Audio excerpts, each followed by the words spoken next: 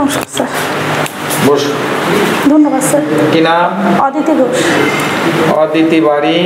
আমি নদিয়া জেলার তেহট্ট মহকুমার অন্তর্গত তেহট্ট গ্রাম থেকে এসেছি স্যার। বলছি ট্রেন আছে? হ্যাঁ। কটায়? 3:45। ও দেরি আছে, 15 মিনিট তো, ছেড়ে দেবো 10 মিনিট।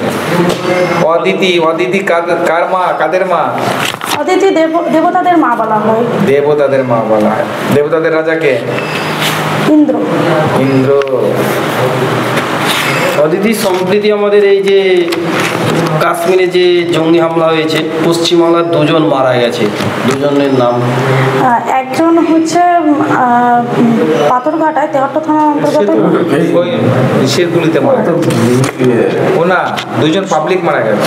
আচ্ছা, না স্যার এই মতো নামটা তো নামগুলো না। আর পাথরঘাটার মরে গেছে বিএসএফ জওয়ান। হ্যাঁ হ্যাঁ হ্যাঁ। এটা আপনার বাড়ির পাশে? হ্যাঁ হ্যাঁ। পাথরঘাটা না, বাড়িতে অনেক দূর বাড়িতে। সাবজেক্ট কি ছিল গ্র্যাজুয়েশনে? স্যার আমার বাংলায় অনার্স ছিল আর পাশে ছিল হিস্ট্রি আর পল সায়েন্স। ইতিহাসের জনক কে? হেরোডোটাস। আর রাষ্ট্রবিজ্ঞানের জনক?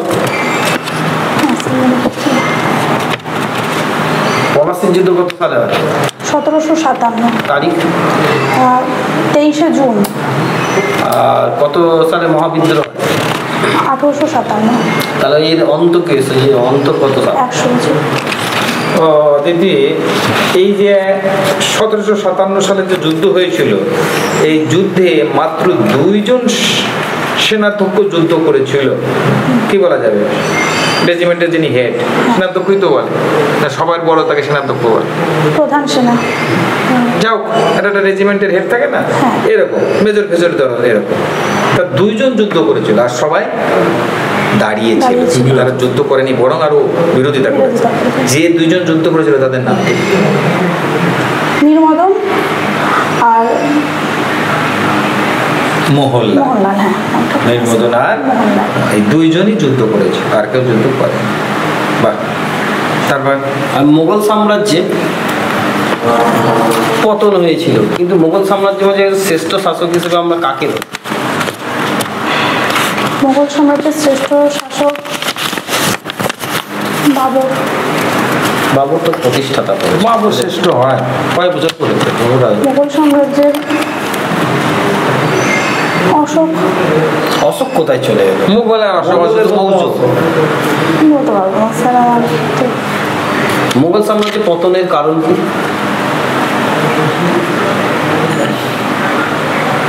সঠিকভাবে পরিচালনার অভাব।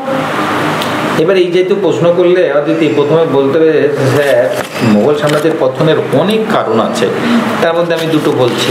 মানে একটা কারণে তো মোগল সাম্রাজ্যের পতন ঘটেনি, এরমভাবে উত্তরটা দিতে হবে। মোগল সাম্রাজ্যের পতনের বিবিধ কারণ আছে, তার মধ্যে আমি 2টো বলছি, তার মধ্যে কয়েকটি অন্যতম আমি বলছি। এইভাবে কায়দা করে উত্তর দিতে হবে। তাহলে তুমি ধরো 2টো বললে, 3টে বললে, তারপরে স্যারা তো বলবে শুধু এই জন্যই গেল মোগল সাম্রাজ্য, আর কোনো কারণ নেই। তাহলে তোমার উত্তরটা ক্লিয়ার আসবে না। ক্লিয়ার হ্যাঁ স্যার। আসবে। স্বরবর্ণ কয়টি? স্বরবর্ণ 11টি। এর ভিতর যৌগিক স্বর কয়টি? যৌগিক স্বর আছে 2টি। কি কি?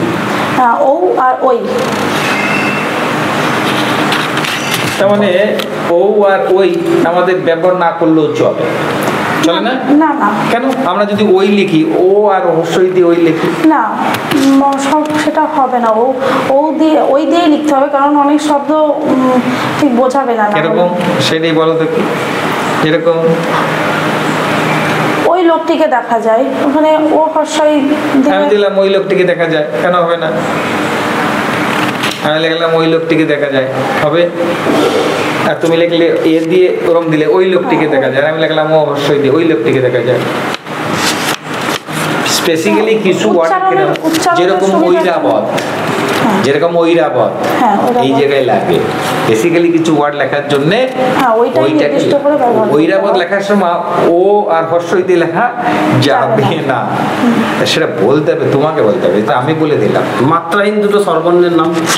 মাত্রাহীন এ ওই। আর মাত্রাহীন ব্যঞ্জন বর্ণ? মাত্রাহীন ব্যঞ্জন বর্ণ হচ্ছে ইঙ। হ্যাঁ, উঙ। কাকা কাকা উঙ, কাকা কাকা ইঙ। ধন্যবাদ স্যার।